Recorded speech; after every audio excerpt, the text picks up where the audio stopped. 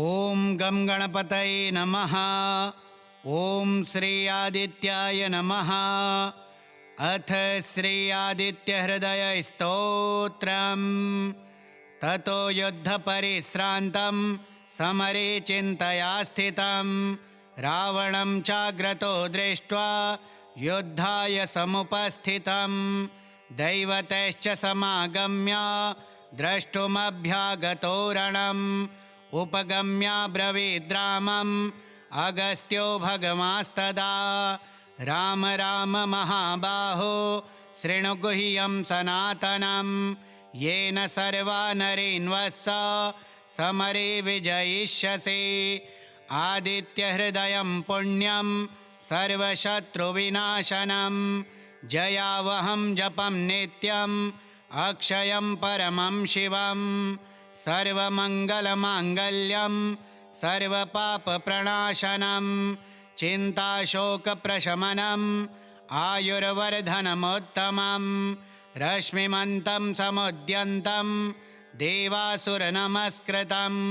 पूजयस्व विवस्वन्तं भास्करं भुवनेश्वरं सर्वदेवात्मको ह्येष तेजस्वी रश्मिभावनः एष देवासुरगणान् लोकान् पाति गभस्तिभिः एष ब्रह्मा च विष्णुश्च शिवः स्कन्दः प्रजापतिः महेन्द्रो धनदः कालो यमः सोमो ह्यपाम्पतिः पितरो वसवः साध्या अश्विनौ मरुतो मनुः वायुर्वह्निः प्रजः प्राणा ऋतुकर्ता प्रभाकरः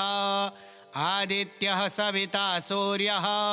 खगः पूषा गभस्तिमान् सुवर्णसदृशो भानुर्हिरण्यरेता दिवाकरः हरिदश्वः सहस्रार्चिः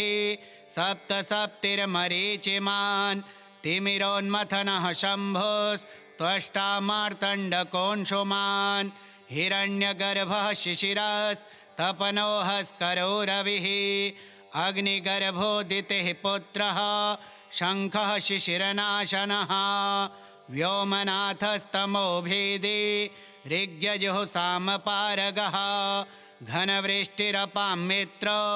विन्ध्यवीथिप्लवङ्गमः आतपी मण्डली मृत्युः पिङ्गलः सर्वतापनः कविर्विश्वो महातेजा रक्तः सर्वभवोद्भवः नक्षत्रग्रहताराणाम् अधिपो विश्वभावनः तेजसामपि तेजस्वी द्वादशात्मन्नमोऽस्तु ते नमः पूर्वाय गिरये पश्चिमायाद्रये नमः ज्योतिर्गणानां पतये दीनाधिपतये नमः जयाय जयभद्राय हर्यश्वाय नमो नमः नमो नमः सहस्रांशो आदित्याय नमो नमः नमो उग्राय वीराय सारंगाय नमो नमः नमः पद्मप्रबोधाय प्रचण्डाय नमोऽस्तु ते ब्रह्मेशानाच्युतेशाय सुरायादित्यवर्चसे भास्वते सर्वभक्षाय रौद्राय वपुषे नमः तमोघ्नाय हिमग्नाय शत्रुघ्नायामितात्मने कृतघ्नघ्नाय देवाय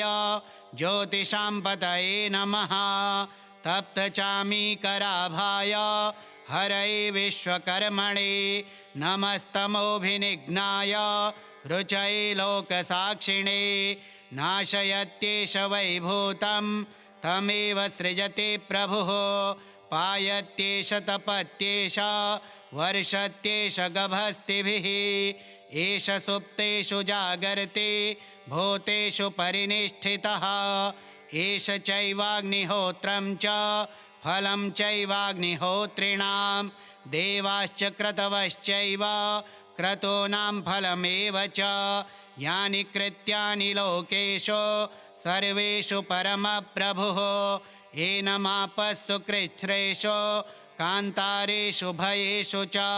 कीर्तयन् पुरुषः कश्चिन् नावसीदति राघव पूजयस्वैनमेकाग्रो देवदेवं जगत्पतिम् एतत्त्रिगुणितं जप्त्वा युद्धेषु विजयिष्यसि अस्मिन् क्षणे महाबाहो रावणं त्वं जहिष्यसि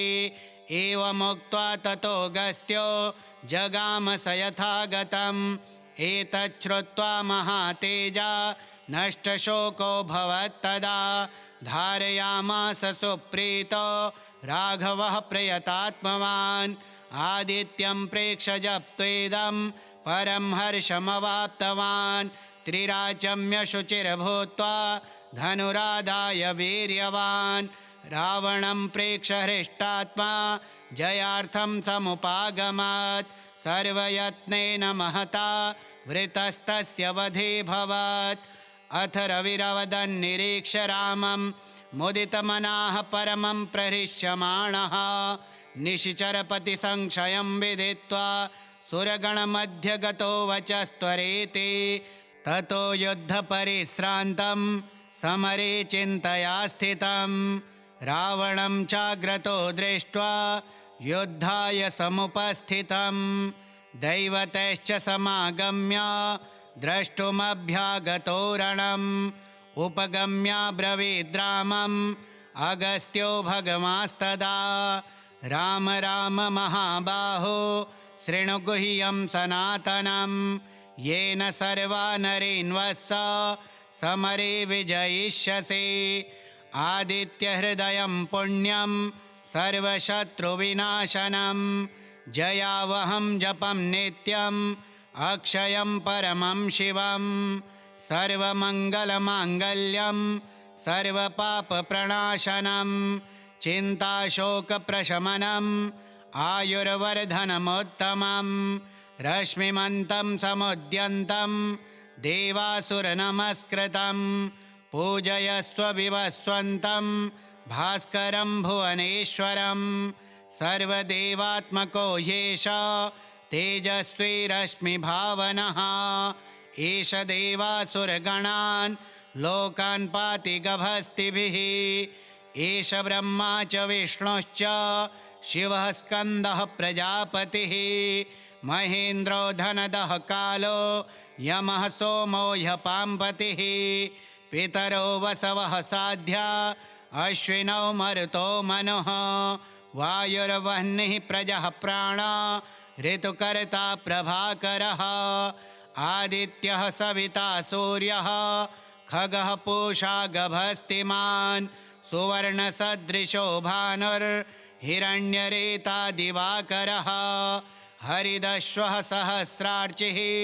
सप्तसप्तिर्मरीचिमान् तिमिरोन्मथनः शम्भुस्त्वष्टा मार्तण्डकोऽंशुमान् हिरण्यगर्भः शिशिरस्तपनोहस्करो रविः अग्निगर्भोदितिः पुत्रः शङ्खः शिशिरनाशनः व्योमनाथस्तमो भेदी ऋग्यजुः-सामपारगः घनवृष्टिरपां मित्रो विन्ध्यवीथिप्लवङ्गमः आतपी मण्डली मृत्युः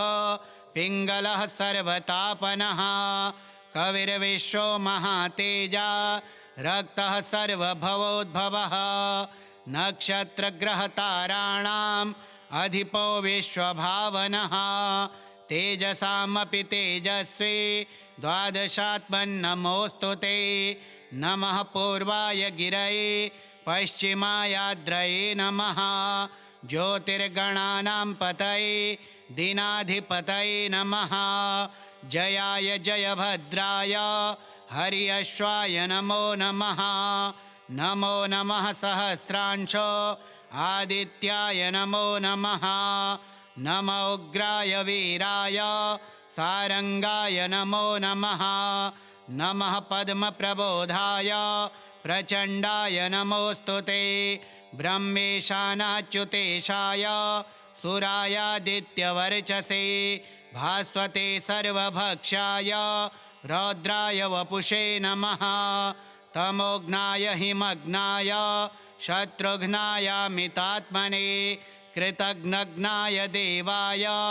ज्योतिषां पतये नमः तप्तचामीकराभाय हरये विश्वकर्मणे नमस्तमोभिनिघ्नाय रुचये लोकसाक्षिणे नाशयत्येष वैभूतं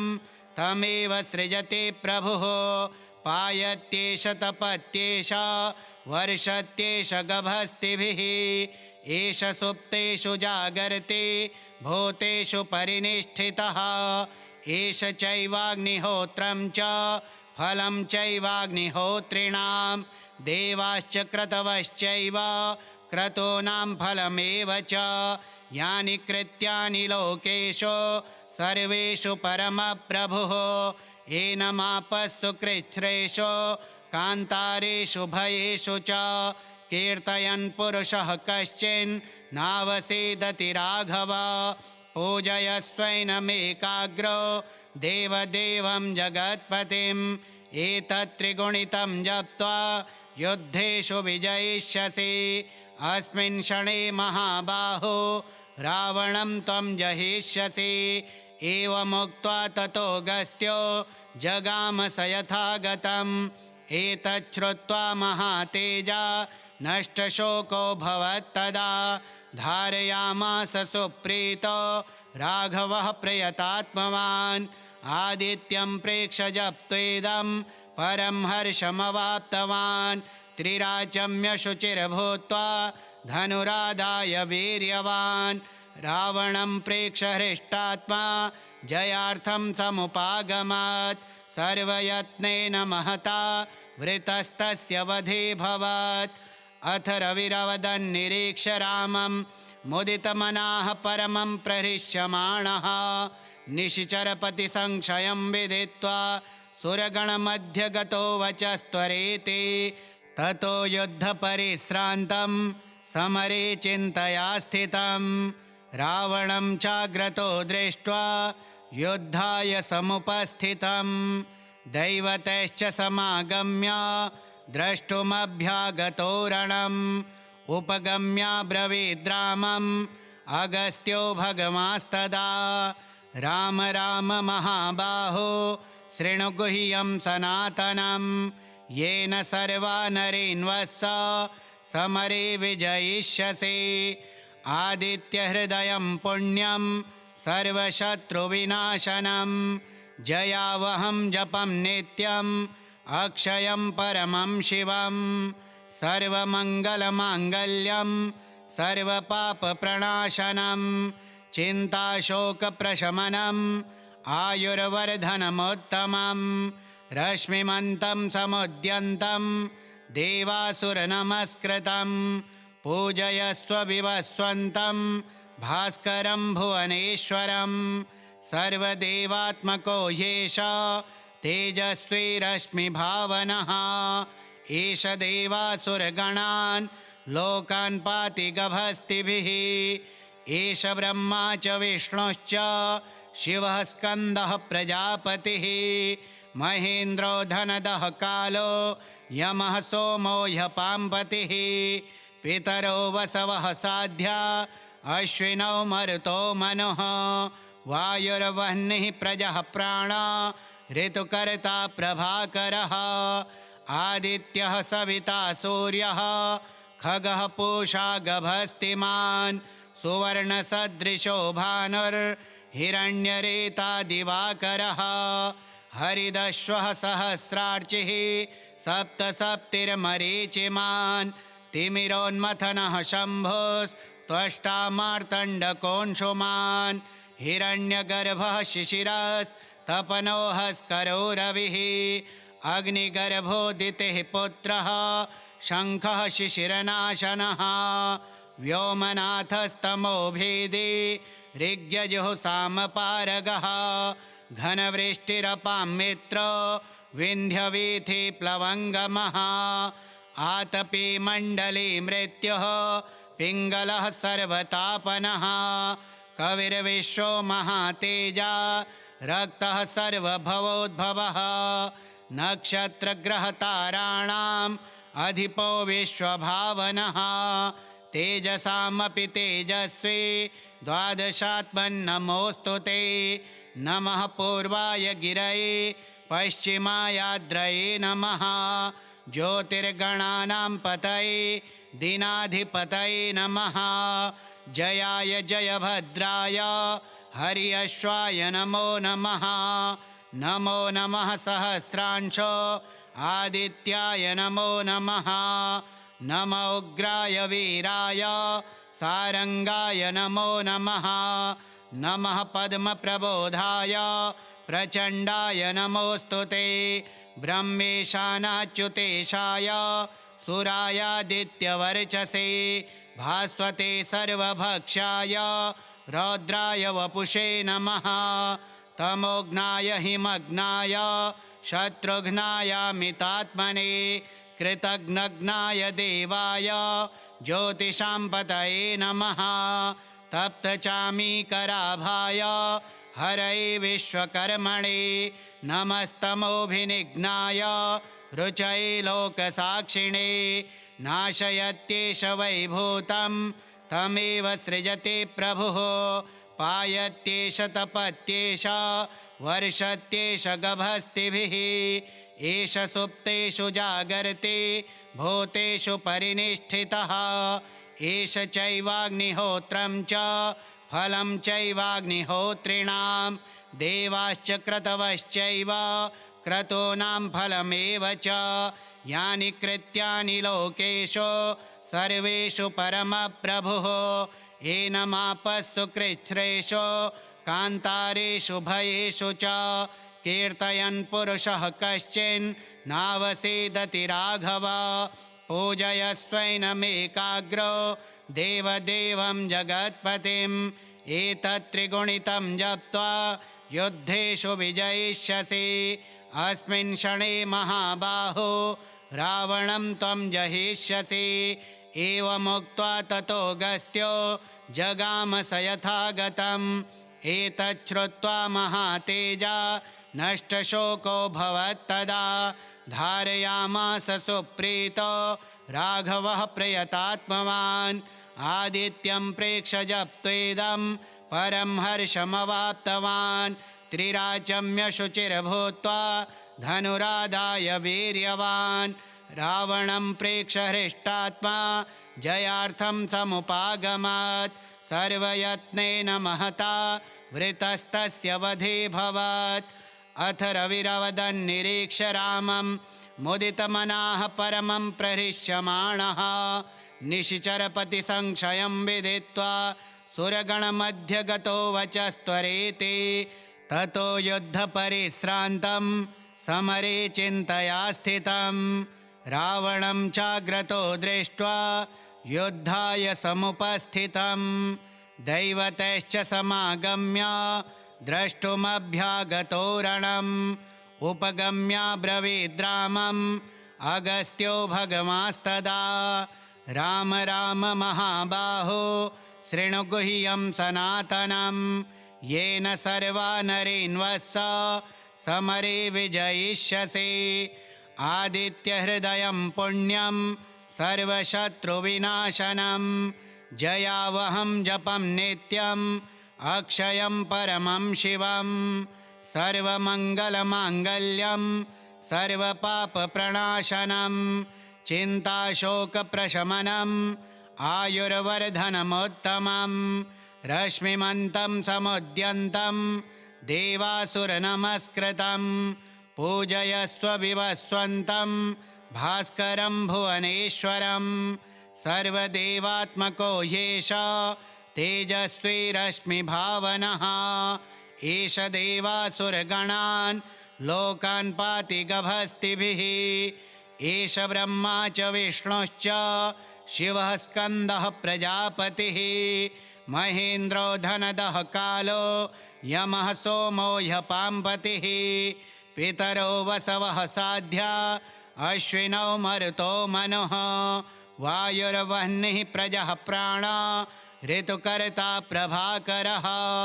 आदित्यः सविता सूर्यः खगः पूषा गभस्तिमान्। सुवर्णसदृशो भानुर्हिरण्यरेता दिवाकरः। हरिदश्वः सहस्रार्चिः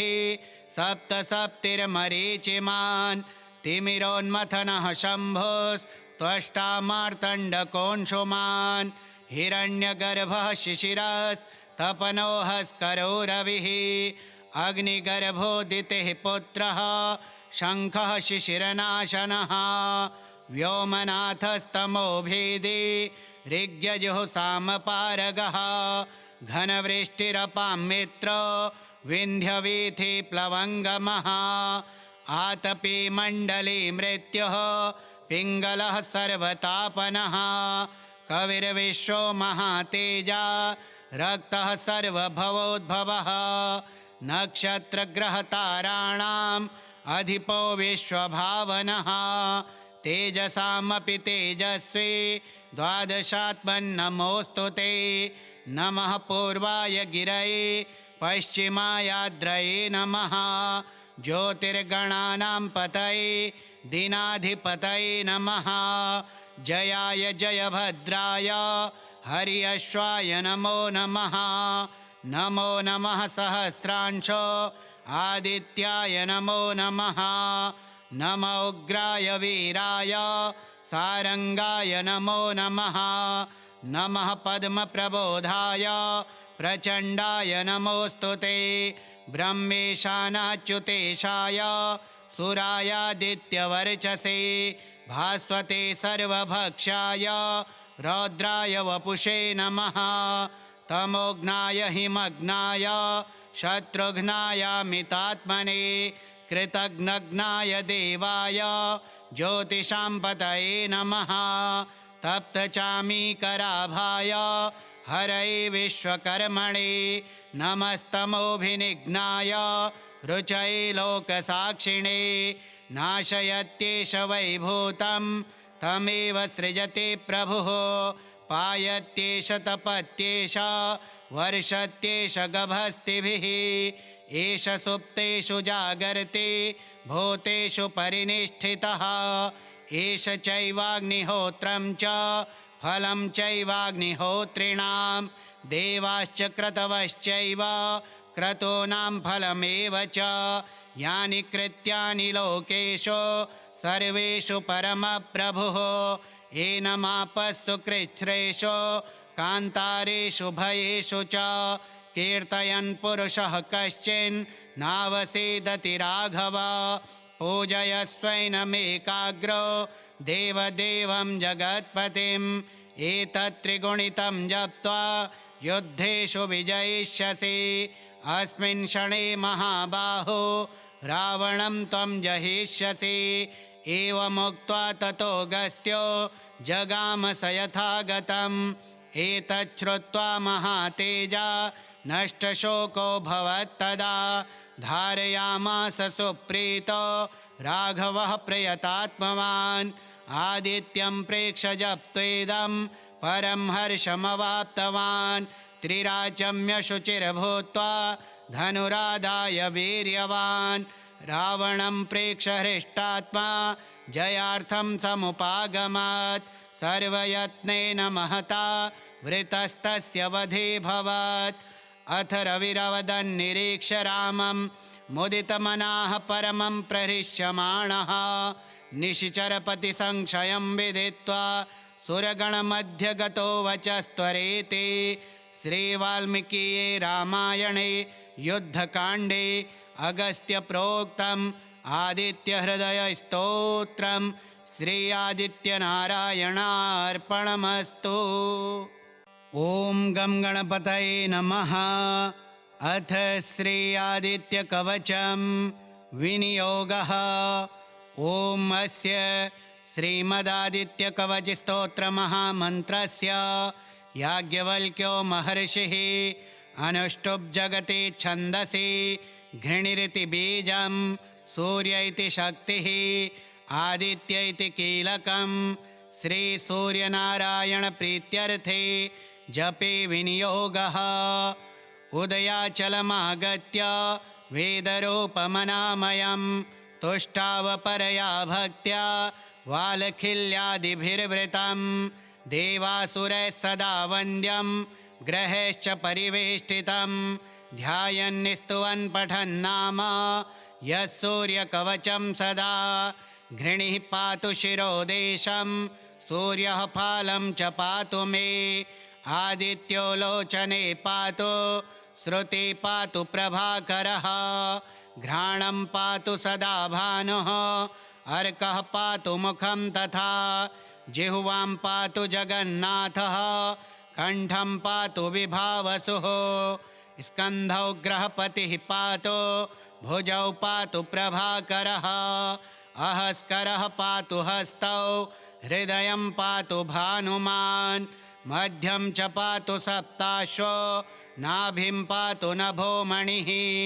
द्वादशात्मा कटिं पातु सविता पातु श्रीकिणी ऊरो पातु सुरश्रेष्ठो जानुनी पातु भास्करः जङ्घे पातु च मार्तण्डो गलं पातु द्विषाम्पतिः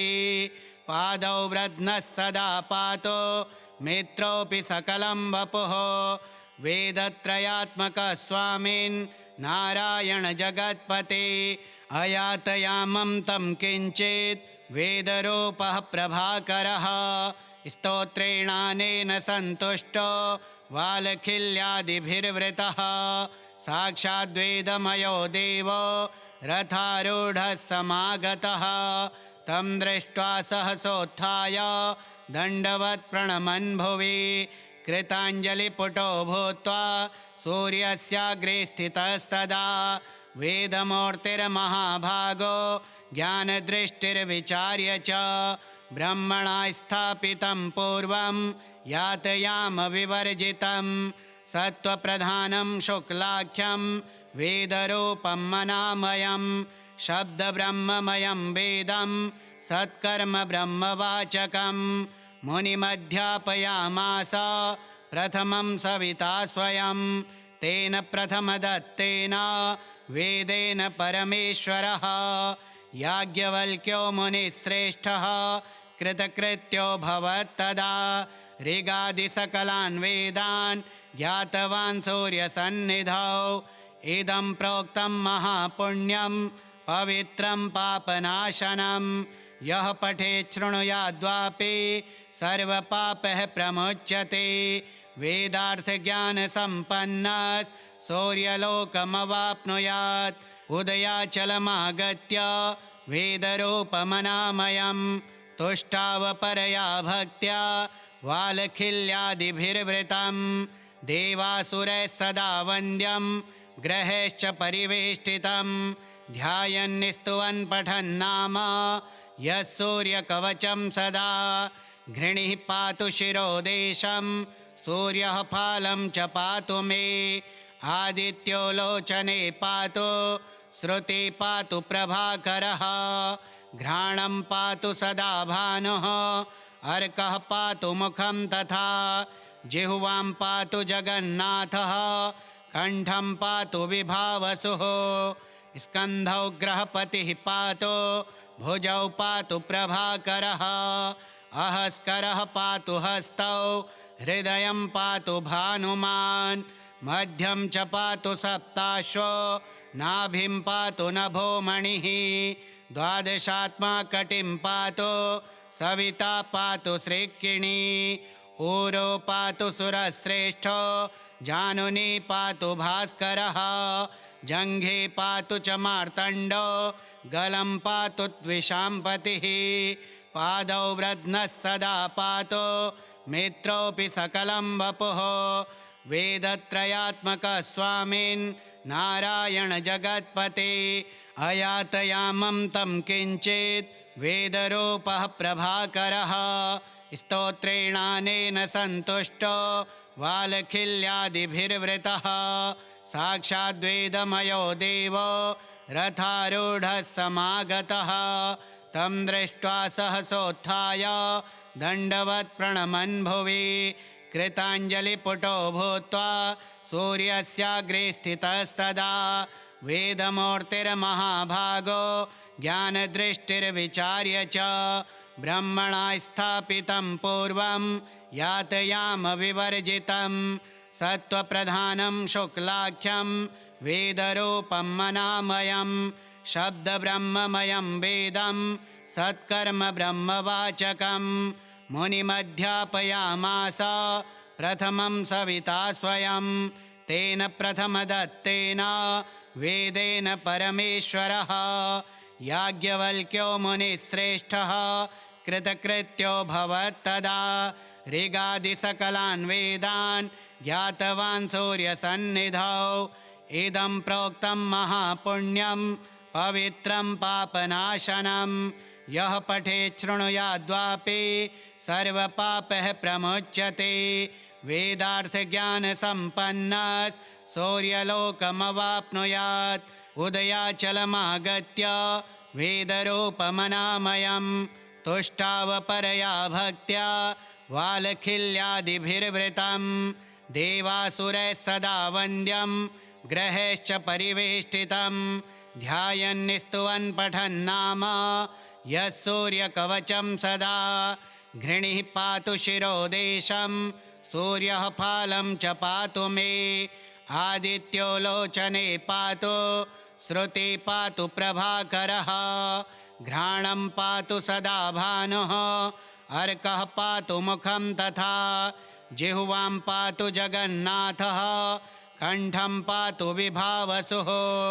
स्कन्धौ ग्रहपतिः पातु भुजौ पातु प्रभाकरः अहस्करः पातु हस्तौ हृदयं पातु भानुमान् मध्यं च पातु सप्ताश्वो नाभिं पातु नभोमणिः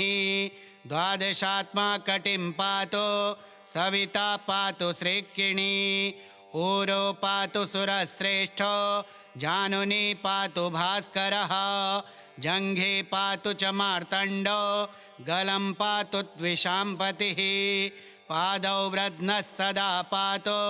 मित्रोऽपि सकलं वपुः वेदत्रयात्मकः स्वामिन् नारायण जगत्पते अयातयामं तं किञ्चित् वेदरूपः प्रभाकरः स्तोत्रेणानेन सन्तुष्टो वालखिल्यादिभिर्वृतः साक्षाद्वेदमयो देवो रथारूढः समागतः तं दृष्ट्वा सहसोत्थाय दण्डवत् प्रणमन् भुवि कृताञ्जलिपुटो भूत्वा सूर्यस्याग्रे स्थितस्तदा वेदमूर्तिर्महाभागो ज्ञानदृष्टिर्विचार्य च ब्रह्मणा स्थापितं पूर्वं यातयामविवर्जितं सत्त्वप्रधानं शुक्लाख्यं वेदरूपं मनामयं शब्दब्रह्ममयं वेदं सत्कर्म ब्रह्मवाचकं मुनिमध्यापयामास प्रथमं सविता स्वयं तेन प्रथमदत्तेन वेदेन परमेश्वरः याज्ञवल्क्यो मुनिश्रेष्ठः कृतकृत्यो भवत्तदा ऋगादिसकलान् वेदान् ज्ञातवान् सूर्यसन्निधौ इदं प्रोक्तं महापुण्यं पवित्रं पापनाशनं यः पठेत् शृणुयाद्वापि सर्वपापः प्रमुच्यते वेदार्थज्ञानसम्पन्नः सूर्यलोकमवाप्नुयात् उदयाचलमागत्य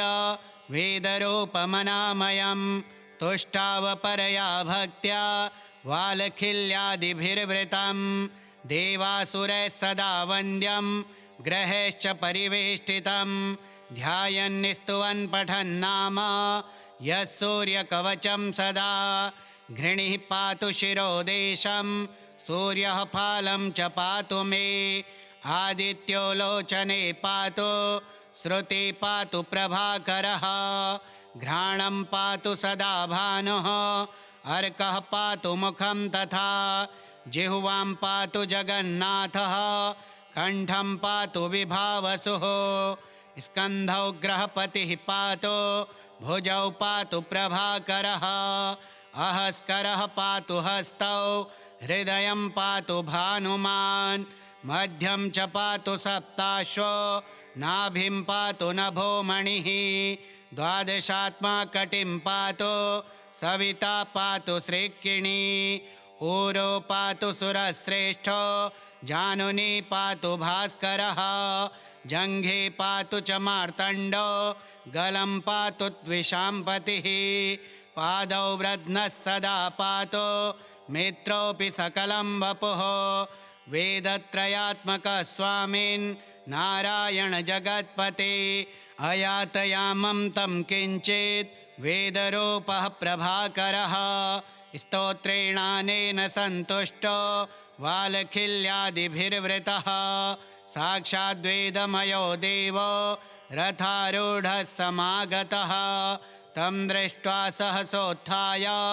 दण्डवत् प्रणमन् भुवि कृताञ्जलिपुटो भूत्वा सूर्यस्याग्रे स्थितस्तदा वेदमूर्तिर्महाभागो ज्ञानदृष्टिर्विचार्य च ब्रह्मणा स्थापितं पूर्वं यातयामविवर्जितं सत्त्वप्रधानं शुक्लाख्यं वेदरूपं मनामयं शब्दब्रह्ममयं वेदं सत्कर्म ब्रह्मवाचकं मुनिमध्यापयामास प्रथमं सविता स्वयं तेन प्रथमदत्तेन वेदेन परमेश्वरः याज्ञवल्क्यो मुनिश्रेष्ठः कृतकृत्यो भवत्तदा ऋगादिसकलान् वेदान् ज्ञातवान् सूर्यसन्निधौ इदं प्रोक्तं महापुण्यं पवित्रं पापनाशनं यः पठेत् शृणुयाद्वापि सर्वपापः प्रमुच्यते वेदार्थज्ञानसम्पन्नः सूर्यलोकमवाप्नुयात् उदयाचलमागत्य वेदरूपमनामयं तुष्टावपरया भक्त्या वालखिल्यादिभिर्वृतं देवासुरैः सदा वन्द्यं ग्रहैश्च परिवेष्टितं ध्यायन्निस्तुवन् पठन्नाम यः सूर्यकवचं सदा घृणिः पातु शिरोदेशं सूर्यः फालं च पातु मे आदित्यो लोचने पातु श्रुति पातु प्रभाकरः घ्राणं पातु सदा भानुः अर्कः पातु मुखं तथा जिह्वां पातु जगन्नाथः कण्ठं पातु विभावसुः स्कन्धौ ग्रहपतिः पातु भुजौ पातु प्रभाकरः अहस्करः पातु हस्तौ हृदयं पातु भानुमान् मध्यं च पातु सप्ताश्वो नाभिं पातु नभोमणिः द्वादशात्मा कटिं पातु सविता पातु श्रीकिणी ऊरो पातु सुरश्रेष्ठो जानुनी पातु भास्करः जङ्घे पातु च मार्तण्डो गलं पातु द्विषाम्पतिः पादौ व्रध्नः सदा पातु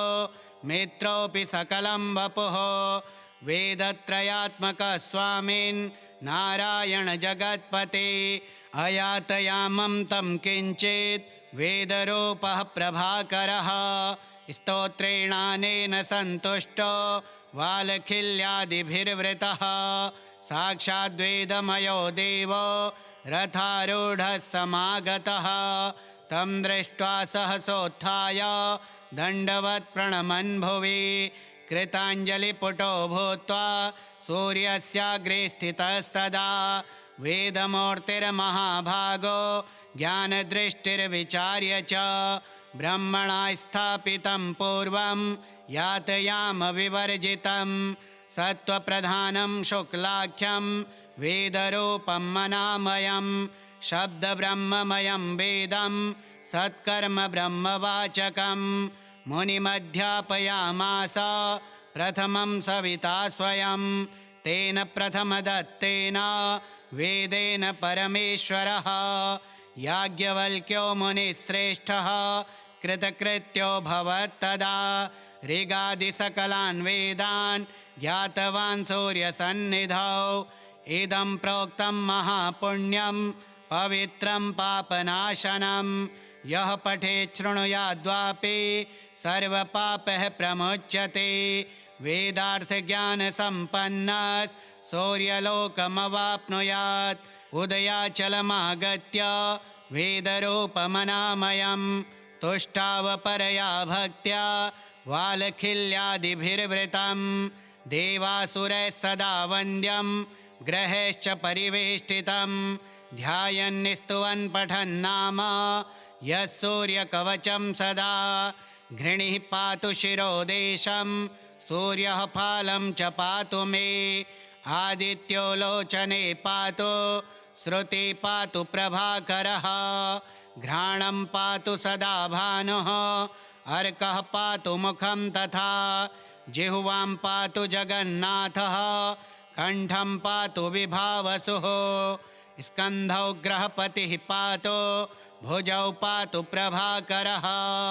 अहस्करः पातु हस्तौ हृदयं पातु भानुमान् मध्यं च पातु सप्ताश्वो नाभिं पातु नभोमणिः द्वादशात्मा कटिं पातु सविता पातु श्रीकिणी ऊरो पातु सुरश्रेष्ठो जानुनी पातु भास्करः जङ्घे पातु च मार्तण्डो गलं पातु द्विषाम्पतिः पादौ व्रध्नः सदा पातु मित्रोऽपि सकलं वपुः वेदत्रयात्मकः स्वामिन् नारायण जगत्पते अयातयामं तं किञ्चित् वेदरूपः प्रभाकरः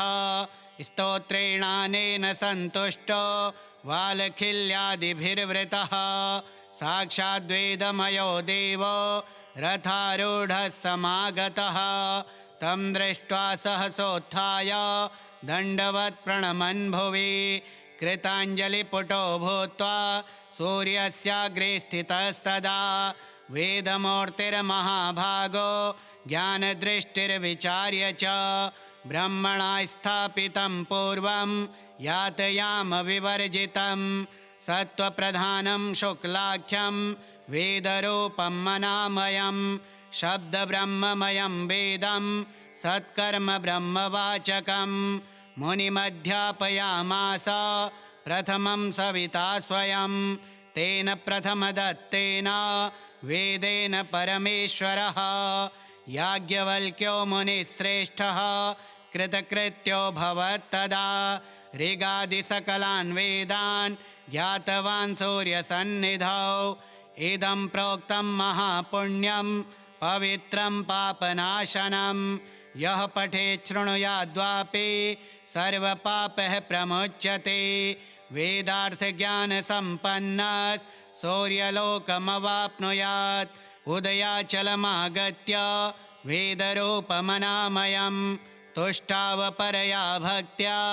वालखिल्यादिभिर्वृतं देवासुरैः सदा वन्द्यं ग्रहैश्च परिवेष्टितं ध्यायन्निस्तुवन् पठन्नाम यः सूर्यकवचं सदा घृणिः पातु शिरोदेशं सूर्यः फालं च पातु मे आदित्यो लोचने पातु श्रुति पातु प्रभाकरः घ्राणं पातु सदा भानुः अर्कः पातु मुखं तथा जिह्वां पातु जगन्नाथः कण्ठं पातु विभावसुः स्कन्धौ ग्रहपतिः पातु भुजौ पातु प्रभाकरः अहस्करः पातु हस्तौ हृदयं पातु भानुमान् मध्यं च पातु सप्ताश्वो नाभिं पातु नभोमणिः द्वादशात्मा कटिं पातु सविता पातु श्रीकिणी ऊरो पातु सुरश्रेष्ठो जानुनी पातु भास्करः जङ्घे पातु च मार्तण्डो गलं पातु द्विषाम्पतिः पादौ व्रध्नः सदा पातु मित्रोऽपि सकलं वपुः वेदत्रयात्मकः स्वामिन् नारायण जगत्पते अयातयामं तं किञ्चित् वेदरूपः प्रभाकरः स्तोत्रेणानेन सन्तुष्टो वालखिल्यादिभिर्वृतः साक्षाद्वेदमयो देवो रथारूढः समागतः तं दृष्ट्वा सहसोत्थाय दण्डवत् प्रणमन् भुवि कृताञ्जलिपुटो भूत्वा सूर्यस्याग्रे स्थितस्तदा वेदमूर्तिर्महाभागो ज्ञानदृष्टिर्विचार्य च ब्रह्मणा स्थापितं पूर्वं यातयामविवर्जितं सत्त्वप्रधानं शुक्लाख्यं वेदरूपं मनामयं शब्दब्रह्ममयं वेदं सत्कर्म ब्रह्मवाचकं मुनिमध्यापयामास प्रथमं सविता स्वयं तेन प्रथमदत्तेन वेदेन परमेश्वरः याज्ञवल्क्यो मुनिश्रेष्ठः कृतकृत्यो भवत्तदा ऋगादिसकलान् वेदान् ज्ञातवान् सूर्यसन्निधौ इदं प्रोक्तं महापुण्यं पवित्रं पापनाशनं यः पठेत् शृणुयाद्वापि सर्वपापः प्रमुच्यते वेदार्थज्ञानसम्पन्नः सूर्यलोकमवाप्नुयात्। श्रीस्कन्दपुराणे गौरीखण्डे आदित्यकवचं श्री आदित्यार्पणमस्तु। ॐ गं गणपतये नमः। अथ श्री दक्षिणकाली प्रातः स्मरणस्तोत्रम्।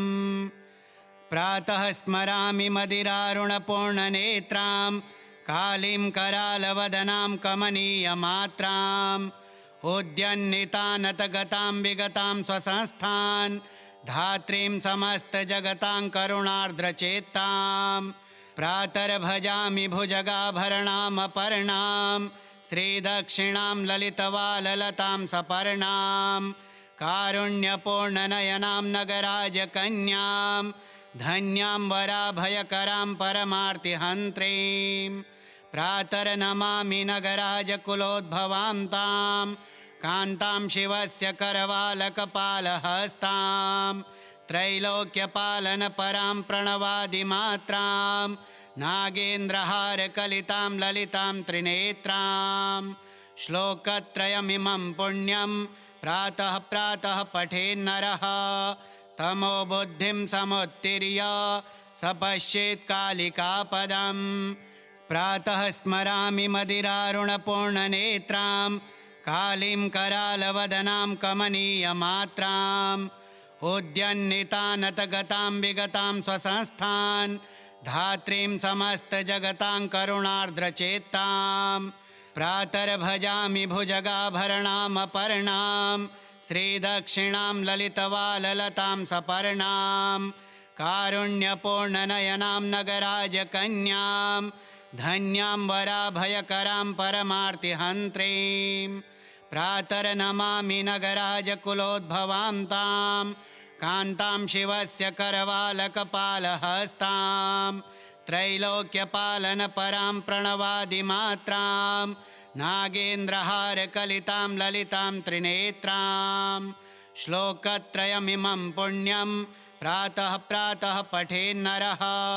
तमो बुद्धिं समुत्तीर्य स पश्येत् कालिकापदम्। प्रातः स्मरामि मदिरारुणपूर्णनेत्रां कालीं करालवदनां कमनीयमात्राम् उद्यन्नितानतगतां विगतां स्वसंस्थान् धात्रीं समस्तजगतां करुणार्द्रचेत्तां प्रातर्भजामि भुजगाभरणामपर्णां श्रीदक्षिणां ललितवाललतां सपर्णां कारुण्यपूर्णनयनां नगराजकन्यां धन्यां वराभयकरां परमार्तिहन्त्रीं प्रातर्नमामि नगराजकुलोद्भवां तां कान्तां शिवस्य करवालकपालहस्तां त्रैलोक्यपालनपरां प्रणवादिमात्रां नागेन्द्रहारकलितां ललितां त्रिनेत्रां श्लोकत्रयमिमं पुण्यं प्रातः प्रातः पठेन्नरः तमो बुद्धिं समुत्तीर्य स पश्येत् कालिकापदम्। प्रातः स्मरामि मदिरारुणपूर्णनेत्रां कालीं करालवदनां कमनीयमात्राम् उद्यन्नितानतगतां विगतां स्वसंस्थान् धात्रीं समस्तजगतां करुणार्द्रचेत्तां प्रातर्भजामि भुजगाभरणामपर्णां श्रीदक्षिणां ललितवाललतां सपर्णां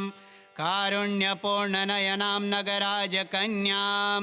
धन्यां वराभयकरां परमार्तिहन्त्रीं